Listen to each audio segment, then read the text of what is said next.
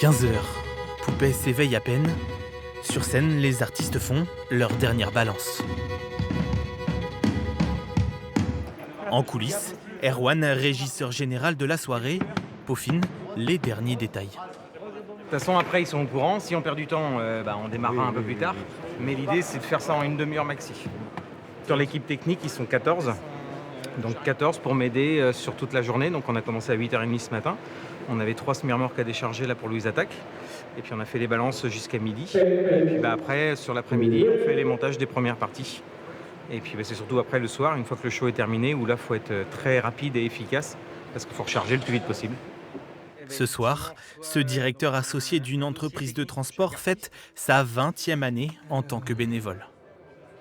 Ils étaient un peu à court de main-d'œuvre sur le VIP. Ils m'ont demandé si je pouvais donner un coup de main. Et je suis jamais reparti.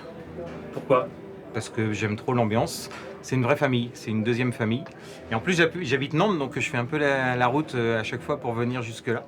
Mais quand on a mis le pied dedans, c'est impossible d'en ressortir. En cuisine, d'autres petites mains préparent les repas des artistes. Parmi elles, Zoé et Chloé, toutes les deux ont l'ADN de Poupée dans le sang. On est nés toutes les deux dans le festival et du coup voilà, on a grandi avec et ça fait partie de nous. C'est chouette de se retrouver tous les étés parce que en fait on se voit pas forcément durant l'année et du coup c'est vraiment le moment où c'est un bol d'air, on se retrouve tous ensemble et puis de voir cet élan humain, je trouve ça toujours très chouette. Là-haut, c'est bon ? Allez go, c'est parti, on y va.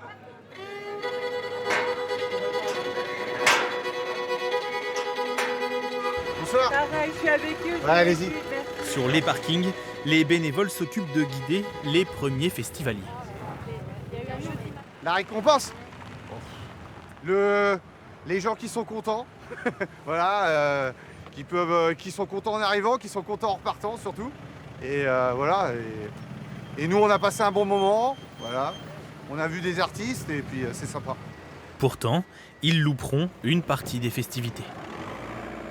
Je viens juste pour le bénévole. Après les concerts, j'écoute ce que j'écoute et puis je suis pas trop musique. C'est vraiment pour l'ambiance.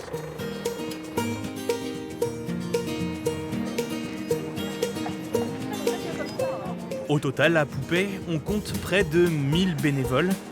Côté artistes, si on passe de festival en festival, on porte une attention particulière à ces hommes et ces femmes, à leurs petits soins. Il faut dire surtout aux gens, expliquer que ces festivals-là, ils ne pourraient pas exister sans le bénévolat.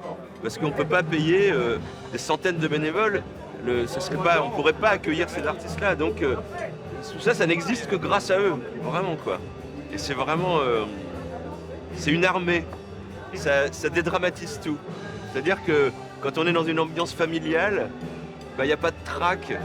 On a l'impression d'être avec des copains et puis on monte sur scène et on fait de la musique. Et c'est vachement important. Voilà. Allez, on y va avec nous. À la croisée des grands soirs. Parmi les tout premiers bénévoles, Jean-Marie Poirier et Philippe Mindron, eux, continuent de faire perdurer l'esprit du festival.